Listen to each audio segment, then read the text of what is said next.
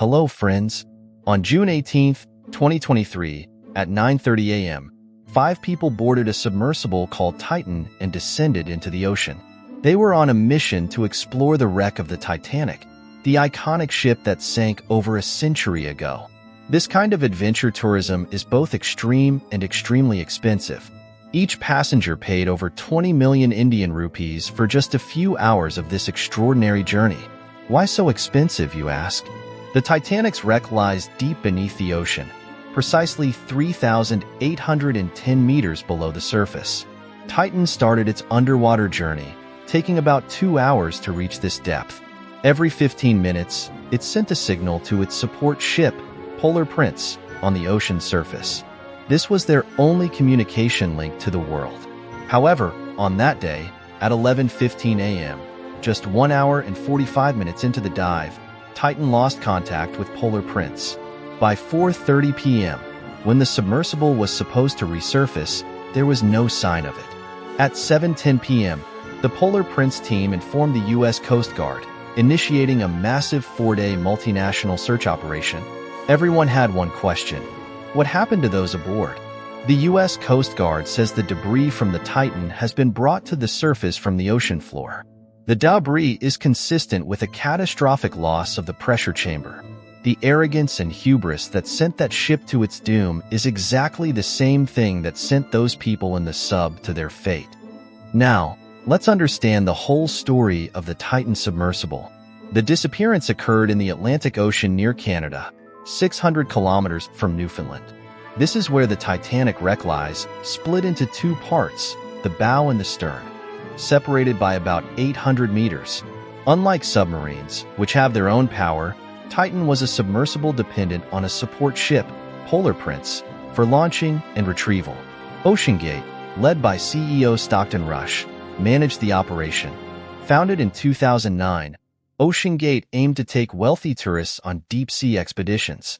Titan, designed for depths up to 4,000 meters, was their most ambitious submersible, far surpassing the 304 meters of Antipodes and the 500 meters of Cyclops. To visualize the terrifying depth of 3,810 meters, consider this.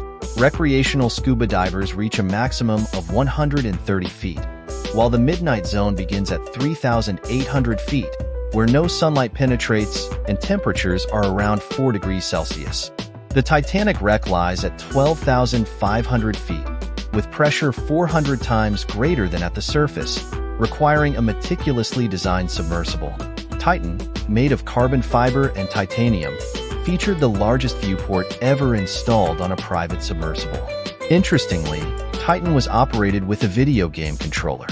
Though it might sound odd, even the U.S. Navy uses Xbox controllers for their submarines.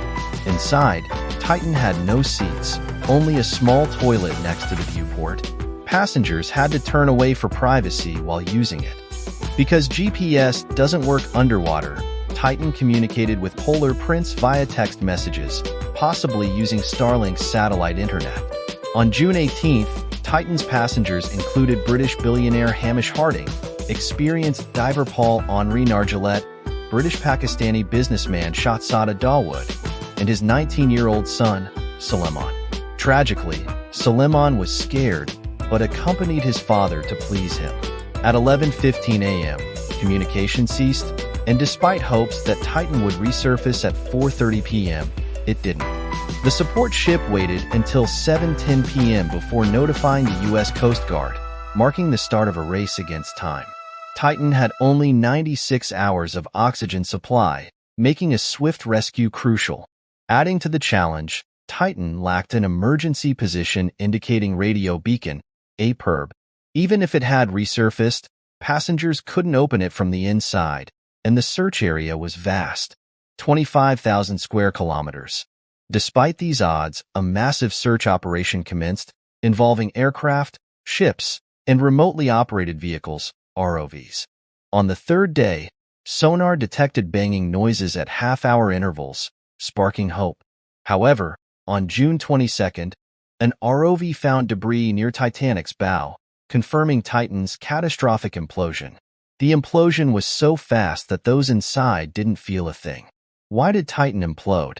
Unlike traditional submersibles made of steel, titanium, or aluminum, Titan was made of carbon fiber, an experimental material for such depths. The caps of titanium were intact, but the carbon fiber body was scattered.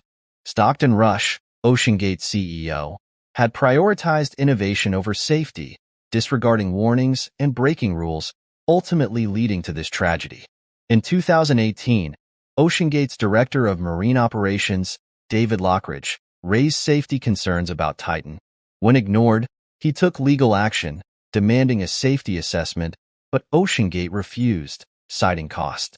A group of industry experts also warned Rush in a letter, predicting a potential disaster. Stockton Rush's fate now joins the list of inventors killed by their own inventions. This tragic event underscores the importance of adhering to safety standards and regulations. If you found this video informative, click here to watch the full story of the Titanic. I'll see you in the next video. Thank you.